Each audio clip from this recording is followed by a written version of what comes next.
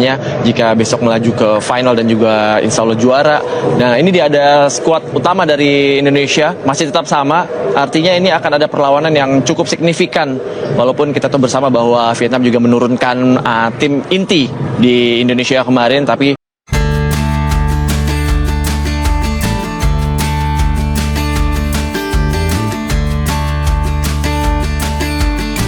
Hai, ketemu lagi dengan Rizka Yuni. Kita akan bahas komentar netizen Vietnam setelah kalah dari Indonesia. Tapi kita lihat dulu video berikut Yak. di Vietnam sekarang Adia nih. Awang Dewa Rizky lebarkan bola kepada Darius Karet. Tembakan berbahaya dan Darius Karet tampil sebagai bintang yang begitu mempesona aksinya di babak pembuka. 2 gol dengan 2 cara berbeda dan ini memberikan keunggulan 2-0 Indonesia atas Vietnam. Hanya pergerakan sedikit dan langsung melakukan syuting. Ini adalah salah satu karakter permainan yang cukup jenius ya. Ini dia dari sisi flank kanan melihat pergerakan dan melakukan syuting dengan kaki terbaiknya dan lagi-lagi membuat kaget Nguyen. Kita harapkan bisa diantisipasi dengan baik oleh Indonesia. Sebuah tendangan yang berujung dengan gol yang memangkas keunggulan. Sangat disayangkan tadi. Antisipasi yang kurang optimal membuat Nguyen Dahai bisa memangkas keunggulan Indonesia. 2-1 kali ini Vietnam tertinggal dan baru saja Bayu Suwera mengatakan ini sangat berbahaya dari tendangan bebas dan pada ujungnya outcome-nya ada sebuah gol yang bisa dicetak oleh Nguyen Dahai. Ya, satu positioning yang menurut saya juga kurang tepat ketika dia memiliki kaki terkuat dan hanya dengan balance yang sangat baik, lebarkan ke sektor sebelah kiri. Yogi Saputra dengan umpan yang sangat cantik dan berbuah gol tambahan untuk Indonesia. Upaya kombinasi yang dimainkan memecah belah pertahanan Vietnam dan diselesaikan oleh Muhammad Sanjaya. 3-1 keunggulan Indonesia. Ya, kita lihat kecerdasan dari seorang Aditya melihat pergerakan dari seorang Yogi dan Yogi hanya melirik sedikit bagaimana tiang kedua bisa dimaksimalkan oleh seorang Muhammad Sanjaya ya. Itu jarak yang cukup tepat dan juga cukup cepat. Apa yang diberikan oleh seorang Yogi kepada Muhammad Sanjaya tidak bisa diantisipasi oleh kiper dari. Hati-hati.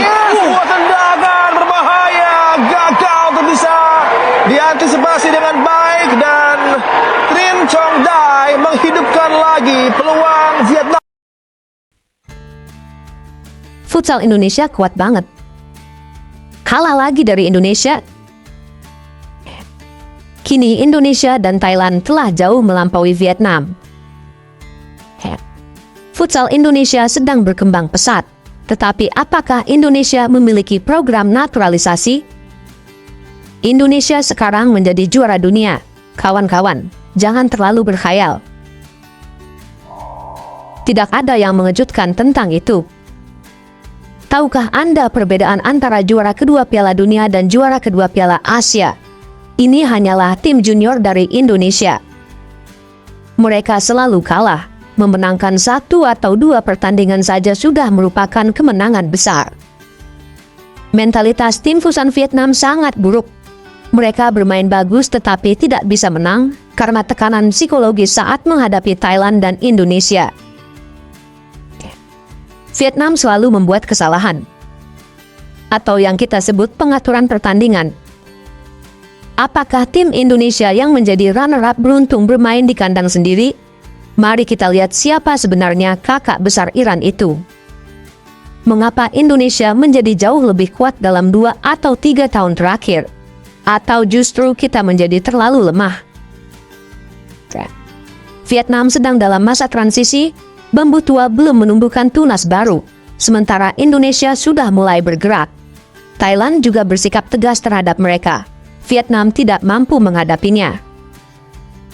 Era Vietnam telah berakhir. Indonesia tampil kuat kali ini, tetapi Vietnam semakin menurun performanya seiring berjalannya pertandingan. Mereka bahkan tidak tahu cara bermain sepak bola, jadi bagaimana mereka bisa memanfaatkannya? Tim macam apa mereka sebenarnya? Tim lawan semakin membaik sementara Vietnam semakin memburuk. Mereka bermain lemah, kurang semangat juang. Jika tim lain bagus, Anda harus mengakuinya dan memberikan pujian yang baik. Jangan keras kepala. Pada kenyataannya, futsal Indonesia sangat kuat. Vietnam memenangkan piala di hati para penggemar. Dalam futsal, Vietnam tidak bisa mengalahkan Thailand atau Indonesia, jadi tidak perlu menontonnya. Ya ampun, aneh bahkan bukan tim terkuat mereka. Sungguh menyedihkan. Pemain Vietnam menjadi raja bahkan sebelum bermain. Pola pikir mereka persis seperti seorang penjual. Tunggu sampai Vietnam memberikan kewarganegaraan, baru kita bisa berurusan dengan tim ini. Olahraga ini belum pernah memenangkan gelar apapun sebelumnya, jadi kekalahan adalah hal yang wajar. Vietnam hanya menembak kakinya sendiri. Mereka hanya kalah. Dengan menurunnya kualitas pemain Vietnam, sulit untuk mengharapkan hasil yang lebih baik dari pelatih Diego Justoci. Dalam kompetisi futsal DNA, Vietnam secara konsisten kalah dari Thailand dan Indonesia. Kini, bangsa Indonesia telah mencapai posisi terkemuka di tingkat benua. Vietnam masih jauh tertinggal dari futsal Indonesia. Vietnam, aku ingat olahraga ini dimainkan di kamar mandi, tapi kenapa sekarang tidak berguna sama sekali? Pelatih asing ini perlu diganti. Di masa lalu mereka selalu lolos ke Piala Dunia. Sama seperti pertandingan sebelumnya melawan Thailand. Futsal Indonesia terlalu kuat. Mereka selalu kalah. Memenangkan 1 atau 2 pertandingan saja sudah merupakan kemenangan besar. Secara umum, futsal Vietnam mengalami penurunan sejak kembali dari Piala Dunia. Sebagian besar pemain kunci telah pensiun, dan generasi penerusnya masih lemah. Tim futsal Vietnam berspesialisasi dalam gaya permainan tiki-taka di dalam kotak penalti. Kebobolan begitu banyak gol namun tetap gagal belajar dari kesalahan mereka. Mereka menang karena kesalahan saya. Jika mereka tidak melakukan kesalahan, mereka hampir tidak akan menang.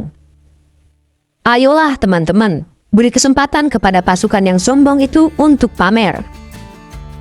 Generasi pemain Vietnam saat ini akan kesulitan mengalahkan generasi pemain Indonesia saat ini. Indonesia baru-baru ini menjadi runner-up Asia. Jadi kalah dari mereka adalah hal yang wajar. Indonesia menurunkan tim B yang sebagian besar terdiri dari pemain muda. Namun Vietnam tetap kalah. Membuktikan. Nah, itu tadi sebagian komentar netizen. Apapun komentarnya ini hanya sebuah pertandingan. Jangan lupa like, komen, dan subscribe agar kalian semua tidak ketinggalan video menarik dari Rizka Yuni. Sampai jumpa di video selanjutnya.